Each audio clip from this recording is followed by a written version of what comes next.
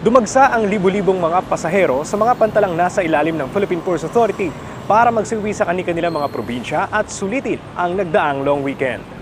Ayon sa datos ng iba't ibang port management offices sa bansa, umabot sa higit 637,000 ang bilang ng mga pasaherong nagtungo sa mga pantalan mula August 23 hanggang August 26. Pinakamaraming naitala mga pasahero ang mga pantalan sa Bohol at Negros Oriental Siquijor na pumalo sa higit 68,000. Sinundan ng mga ito ng mga pantalan sa Panay Guimaras na nakapagtala ng bilang ng mga pasaherong umabot sa higit 64,000, Davao sa higit 51,000 at Mindoro na umabot sa halos 48,000 na mga pasahero sa loob ng 4 na araw.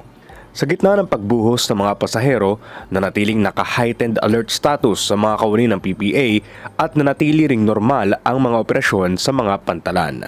Sinigurado rin ng mga Port Management Office na matutugunan ang anumang medical emergency na maaaring mangyari sa mga pantalan sa kabila ng dami ng mga pasahero. Patuloy din ang pagpapaalala ng ahensya na huwag bumili ng mga tiket sa fixers at scalpers at direkta makipag-ugnayan sa mga shipping line.